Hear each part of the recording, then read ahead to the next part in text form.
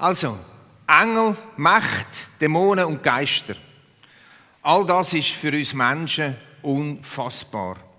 Das Wort von Gott redet aber viel, relativ viel, auch gerade in Geschichten hinein, aber auch in Lehrversen über das Unfassbare. Die Frage ist einfach, ist eine reale Welt das Unfassbare? Oder müssen wir das dort hin tun, wo man auch noch gesagt hat, die Erde ist flach? Und das ist so ähnlich, wenn man sagt, es gibt auch eine unsichtbare Welt, es gibt auch Dämonen, es gibt auch Satan, es gibt Heer von Dämonen. Ist das eine Bildersprache aus früherer Zeit? Aber wenn es jetzt das Unfassbare wirklich gibt, welchen Nutzen bringt es uns, wenn wir das wissen? Und so heisst ich euch willkommen im zweiten Teil unserer Serie Unfassbar. Heute unter dem Thema Mächte und Gewalten der Finsternis.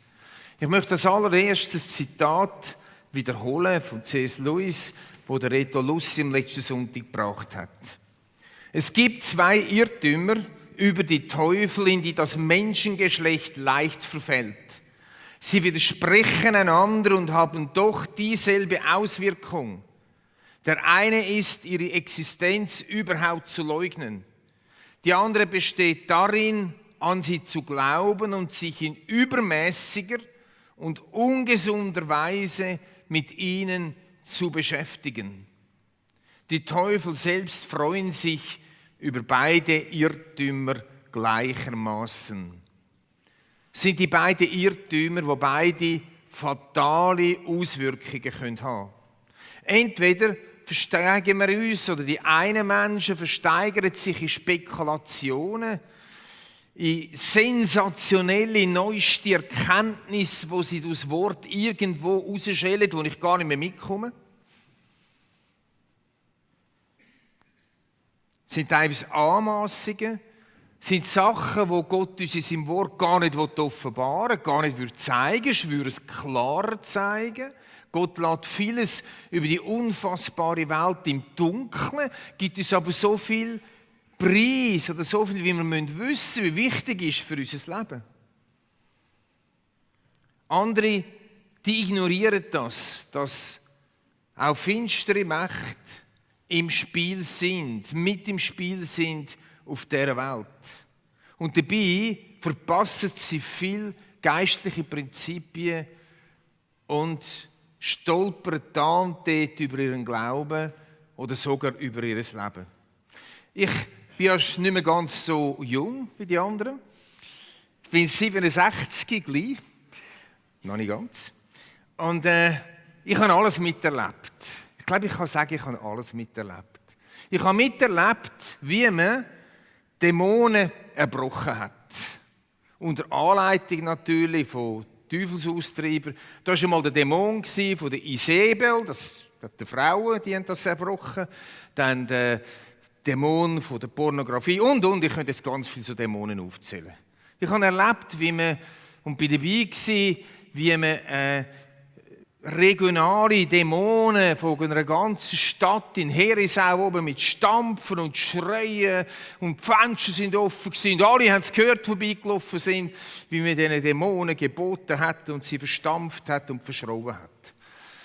Ich habe das ganze Spektrum erlebt. Und die Auswüchse, die es wirklich gegeben hat, die Auswüchse, die dann oft das Gegenteil bewirken. Dass man irgendwie sagt, komm, das ist doch alles Humbug.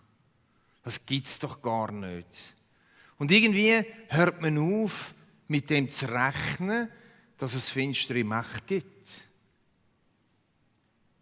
Das hat Auswirkungen auf die Kraft, auf das Leben von Jesus-Nachfolger. Wenn ich es dort in Zeitabschnitt, wo ich es ignoriere, hat es auch Einfluss auf mein Jesus-Leben. Auf mein persönliches Leben, auf meine Gedankenwelt.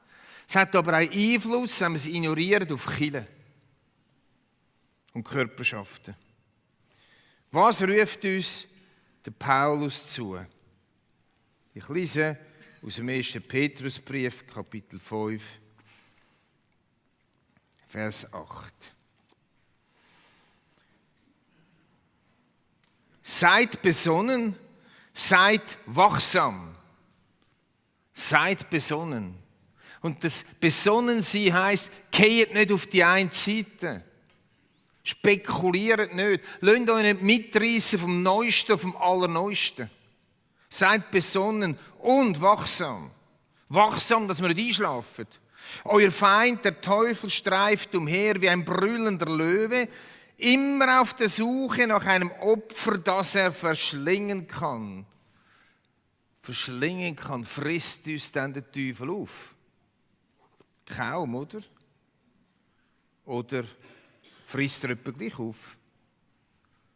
Vielleicht auf eine andere Art und Weise als der Eloi, der beschrieben ist. Frisst er vielleicht unseren Glauben auf? Frisst Satan vielleicht unsere Seele auf? Frisst der Satan vielleicht unseren Frieden auf? Frisst er vielleicht unsere Gemeinschaft in der Kirche auf? Oder will er das?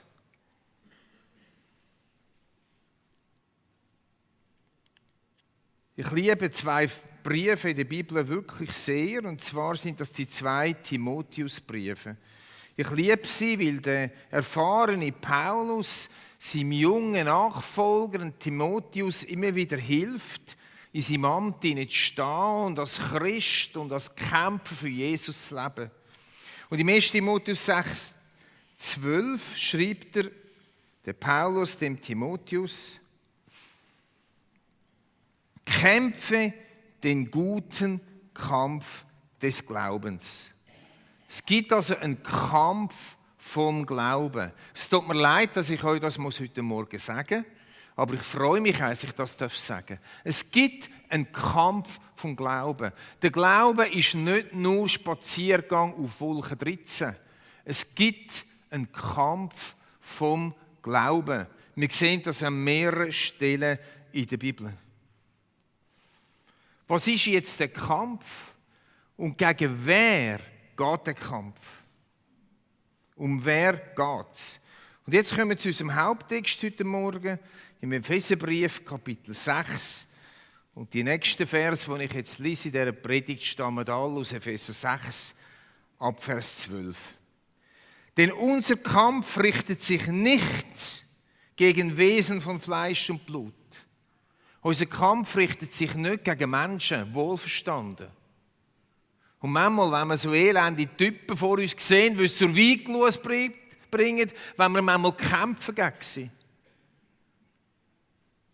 Unser Kampf richtet sich nicht gegen Fleisch und Blut, sondern gegen die Mächte und Gewalten der Finsternis, die über die Erde herrschen, gegen das Heer der Geister und der unsichtbaren Welt, die hinter allem Bösen stehen. Können wir lesen es nochmal? Denn unser Kampf richtet sich nicht gegen Wesen von Fleisch und Blut, sondern gegen die Mächte und Gewalten der Finsternis, die über die Erde herrschen, gegen das Heer der Geister in der unsichtbaren Welt, die hinter allem Bösen stehen. Das ist also die Front, wo wir uns gegenüber sehen. Es tönt eindrücklich, vielleicht sogar erdrückend, wenn wir so eine Front sehen gegen uns. Du kannst das natürlich im Bereich der Märchen verschieben und dann kommt immer mehr von der Bibel weg und es bleibt dir immer weniger. Und vor allem, wenn du das im Bereich der Märchen verschiebst, wirst du nicht den Kampf vom Glauben wirklich kämpfen können. Und dein Glaube wird schmilzen. Dein Glaube wird sich verabschieden. Er wird sich ausschleichen. Er wird sich wegschleichen. Vielleicht bist du schon dort, wo Zweifel ganz fest in dir hocken. Vielleicht bist du schon dort drin, wo der Glaube sich davonschleicht aus deinem Leben. Deine Jesus-Beziehung sich verdünnisiert. Die paar Fragen, die sich aufdrängen, sind: Wer ist das Angriffsziel von diesen Mächten und der finsteren Gewalten? Wer ist das Angriffsziel von diesen Heer, von den Geistern? Es gibt unterschiedliche Ebenen, sehen wir in der Bibel, die angegriffen werden. Unterschiedliche Ebenen. Einerseits greifen die Mächte und Gewalten, die im Vers 12 beschrieben sind, greifen einerseits Engelsfürsten an. Es ist also ein Kampf in der unsichtbaren Welt mit Engelsfürsten. Das sehen wir ganz stark im Buch Daniel 10,13. Dann ist es ein Kampf gegen und um Völker und Nationen. Ein sehr präsentes Beispiel, vor allem jetzt für mich, ist nochmal die 2000 und mehr Jahre alte Geschichte natürlich vom Volk Israel. Wie umkämpft, dass die Nation immer wieder ist bis zum heutigen Tag. Die kleine Nation von heute gegen 10 Millionen Menschen, das Fleckchen Erde dort, immer umkämpft. Sagen seit 3000 Jahren umkämpft. Es ist die Ebene der Nationen, es ist die Ebene auch vom Volk von Gott, wo die finstere Macht dagegen kämpft. Aber auch sonst, die finstere Macht kämpft gegen Völker und Nationen. Sie kämpfen, ihr Kampf geht aber auch gegen säkulare und christliche Verantwortungsträger. Gerade christliche Verantwortungsträger weltweit, die gefallen sind, die diesen Angriff von diesen brüllenden Löwen, diesen Angriff von diesen satanischen Mächten nicht stand können halten, warum auch immer. Also ihr Angriff von diesen Mächten geht auch gegen Führungspersonen von Nationen, von Völkern, von christlichen Gemeinden, von christlichen Organisationen. Aber es geht auch gegen Kirchen, die Angriffe. Und die Angriffe gehen auch gegen einzelne Gläubige. Dann sind wir bei uns. Aber es ist schon mal wichtig zu sehen, wenn man die Bibel durchschaut, dass ganz verschiedene Ebenen sind, wo Satan angreift und gegen diese Ebene kämpft und sie versucht, in sein Einflussgebiet einzunehmen. Ihr habt das sicher auch schon gehört, das ist teuflisch. Der Krieg jetzt in der Ukraine, kann man nicht mehr anders sagen, als was dort abgeht, ist teuflisch, oder? Und trotzdem sagen wir, das gibt es gar nicht mehr. Also wir haben einmal die Ebene gesehen, wo es geht. Jetzt wenn wir die Waffen anschauen, mit was für Waffen kämpfen die Mächte und Gewalten.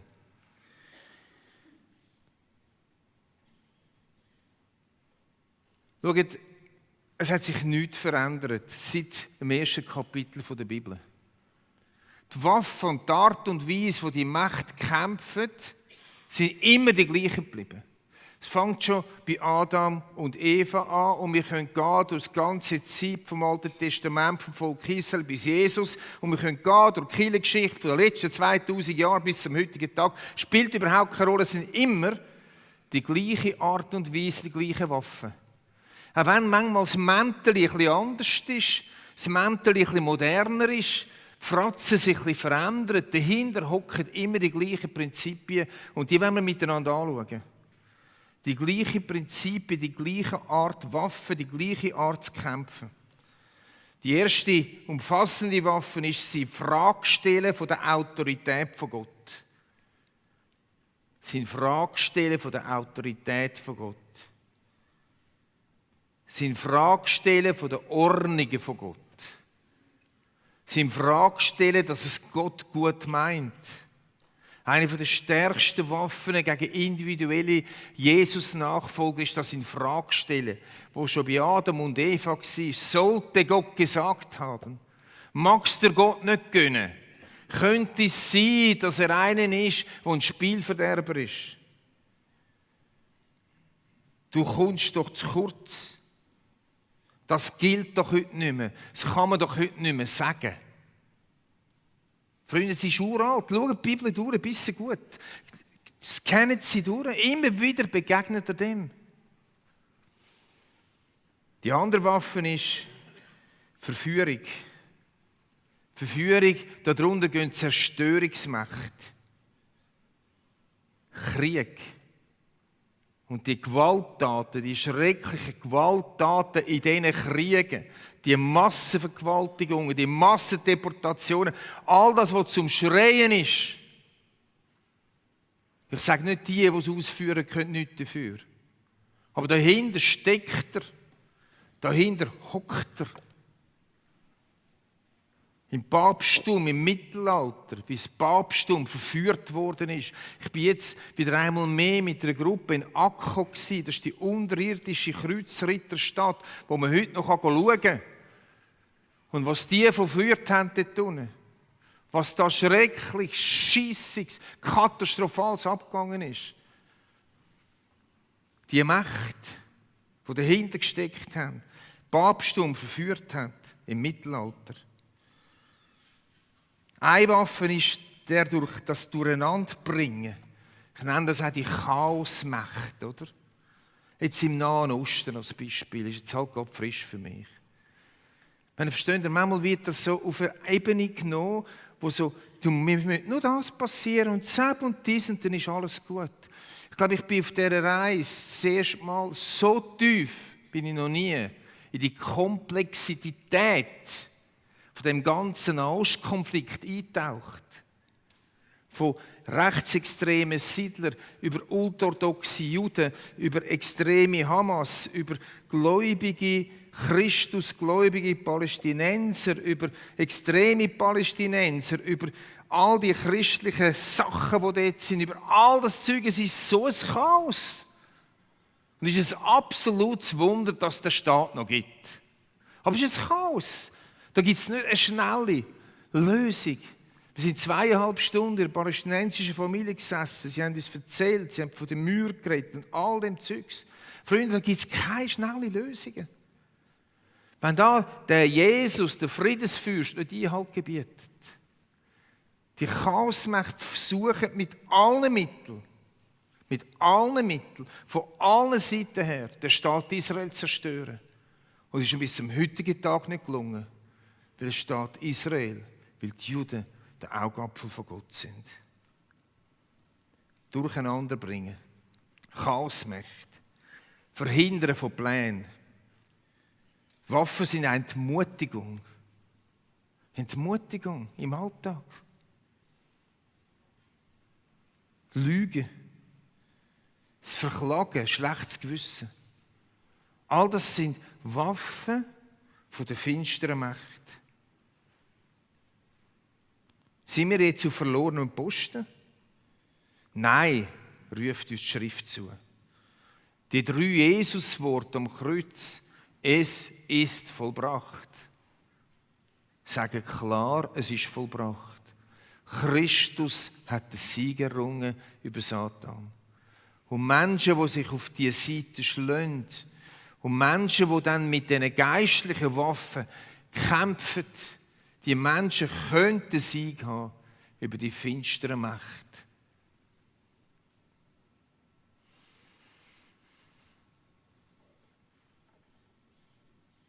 Ich befürchte, wir haben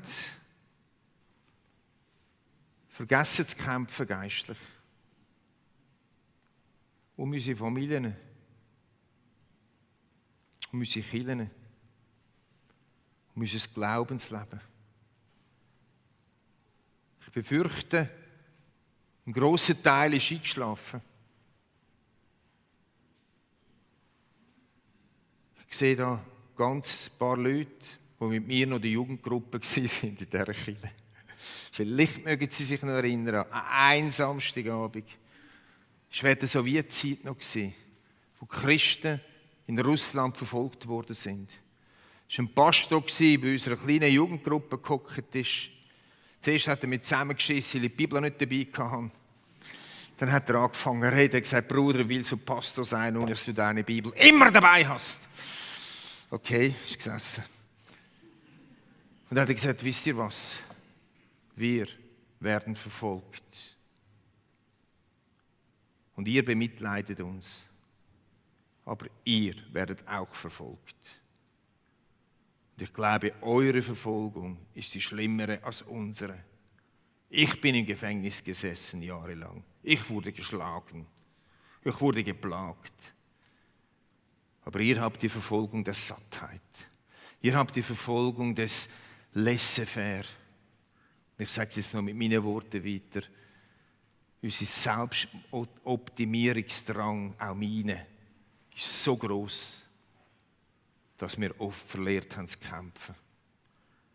Die Menschen auf dieser Welt, die in einer echten Christusverfolgung drin hocken, die müssen kämpfen.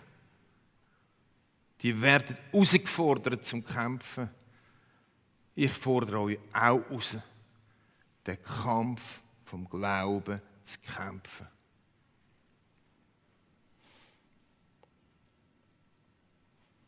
Ich lese weiter im Epheser-Text, jetzt kommt Vers 13. Deshalb greift zu allen Waffen, die Gott für euch bereithält. Wenn dann der Tag kommt, an dem die Mächte des Bösen angreifen, seid ihr gerüstet und könnt euch ihnen entgegenstellen. Ihr werdet erfolgreich kämpfen und am Ende als Sieger dastehen. Das ist das Versprechen. Greift nach der Waffe, und zwar nach allen Waffen. Nicht nur gegen den einen, gegen alle Waffen, kommt nachher darauf zu reden, die Gott für euch bereithält. Wenn dann der Tag kommt, an dem die Mächte des Bösen angreifen, seid ihr gerüstet und könnt euch ihnen entgegenstellen. Ihr werdet erfolgreich kämpfen und am Ende als Sieger dastehen. Der Paulus zählt nachher die Waffen auf. Und er nimmt dafür das Bild von einem römischen Soldat. Jeder hat das gekannt, jeder hat die Rüstung gekannt, jeder hat die Waffen gekannt. Kann ich das nächste haben, bitte? Jeder hat es gekannt, wie ein römischer Soldat angelegt ist, sich schützend, was für Offensivwaffen er hat. Nur, wenn jetzt Paulus die Waffen aufzählt, dann sind die so total anders als die von diesen Soldaten. Er redet zuerst über den Gürtel der Wort. Er sagt, eine von den Waffen ist dein Gürtel der Wort. Was ist der Gürtel der Wort? Ich kann es heute noch kurz machen. Es ist nicht irgendeine Wort, sondern es ist die Wort der Schrift. Es ist die Wort vom apostolischen Glaubensbekenntnis. Es ist die Wort von Jesus Christus, dass er der Sohn von Gott ist, dass er leibhaftig in die Welt gekommen ist. Ganz Mensch, ganz Gott, dass er gestorben ist für unsere Sünde, für unsere Schuld am Kreuz auf Golgatha. Das ist der Gürtel der Wort, das Wissen. Und das Wissen über die Wort der Schrift schützt uns vor den Verleumdungen von diesen Mächten. Schützt uns vor Zweifel. Es geht aber weiter. Wenn da steht, Wahrheit meint auch das eigene Leben, in der Wahrheit leben. Wenn man wahrhaftig lebt. Einerseits in der Wahrheit leben von der Schrift und andererseits in der Wahrhaftigkeit gegenüber anderen Menschen leben. Nicht in der Lüge, sondern in der Wahrheit. Nicht im Versteckten, sondern am Licht. Dann ist das ein Schutz. Dann ist das so ein Selbstschutz wie ein Gürtel. Das zweite, Brustpanzer der Gerechtigkeit. Jeder römische Soldat hat einen Brustpanzer gehabt. Was ist der Brustpanzer der Gerechtigkeit da drin? Es ist das Wissen, dass wir gerecht gesprochen worden sind durch Jesus Christus. Es ist das Wissen, dass wir frei sind von unserer Schuld.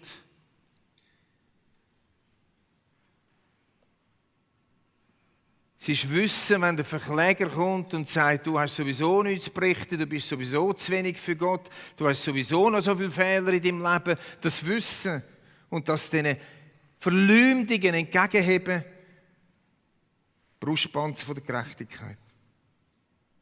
Dann Schuhe der Bereitschaft, Evangelium des Friedens. Das ist eine Offensivwaffe. Wir sind aufgefordert, hinzugehen und das Evangelium vom Frieden zu verkündigen. Wo man das Evangelium vom Frieden verkündigt, hat Satan keinen Platz. Das nächste ist der Schild vom Glauben. Es ist der kindliche Glaube, nicht der kindische Glaube. Mit dem kindlichen Glauben, sagt der Paulus, können wir die Brandpfeile vom Bösen abwehren. Die Pfeile, die die unseren Glauben attackieren, die unseren Glauben stinkig machen wollen, die unseren Glauben perforieren wollen, die unseren Glauben durchlöchern wollen.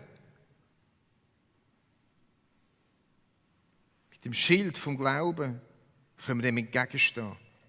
Helm von der Rettung. Der Helm schützt den Kopf vor Schwertschlägen. Es ist Sicherheit, Helm von der Rettung oder Helm des Heils. Ich bin erlöst. Ich werde mal im Himmel sein. Ich werde mal im Himmel sein. Keine Macht wird mich je trennen können von der Liebe von Gott. Und zum Schluss noch, ich kann es noch kurz machen, Schwert vom Geist, das Wort Gottes. Jesus in der Wüste hat das Schwert vom Geist, vom Wort Gottes gebraucht. 3-mal ist er versucht worden von Satan. Und 3-mal hat er nicht entgegnet und gesagt, ja weisst, also nein, ich habe gedacht, lieber nicht und nein, ich mache es jetzt doch nicht. Oder ja, ich habe mir es noch überlegt. Nein! Jesus hat nicht diskutiert mit Satan. Er hat das Wort von Gott genommen und gesagt, es steht geschrieben. Wenn du das Wort von Gott kennst, kannst du mit dem Wort von Gott entgegnen. Wenn die Versuchung kommt. Wenn die Zermürbung kommt. Wenn die Minderwertigkeit dich überfällt. Wenn das Geld deine Gier anstachelt. Wenn Macht dich verführt. Wenn die Sexualität dich verführt. Kannst du mit dem Wort Gottes argumentieren.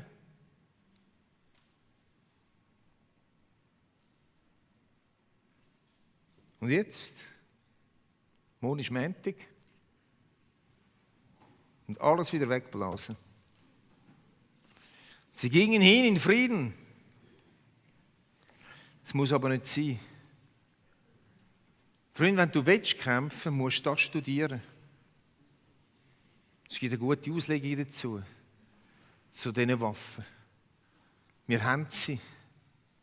Paulus sagt, ergreifen die Waffen. Du hast sie, ich habe sie. Mit dem können wir kämpfen. Vielleicht tönt das zu banal für dich, ist okay.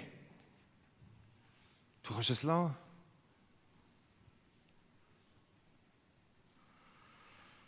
Du hast alles, was du brauchst, in Kämpfen von der Niedergeschlagenheit, von den Zweifeln, in Versuchungen und im Minderwertigkeitsangriff, im Selbstmitleid zu kämpfen. Das ist alles, was es braucht. Darum schließe ich noch mit dem letzten Bibelvers, aus Epheser 6 aus dem Kapitel. Stellt euch entschlossen zum Kampf auf. Stellt euch entschlossen zum Kampf auf. Amen. Amen.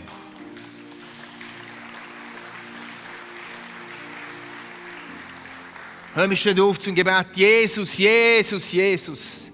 Du hast gerufen am Kreuz. Es ist vollbracht. Und wir stehen da und stellen uns unter das, es ist vollbracht. Jesus, du hast mit dem Teufel nicht diskutiert. Du hast ihm das Wort vom Vater entgegengehebt. Danke dir, dass wir nicht brauchen, Angst zu haben vor dieser Macht. Und doch, wenn wir gewappnet sind, ich bitte dich, dass du uns weckst, Jesus. Mich weckst. Danke dir, dass ich die Predigt halten durfte, Jesus. Ich sage dir ganz ehrlich, manchmal scheint mir die unsichtbare Welt so schwammig, so.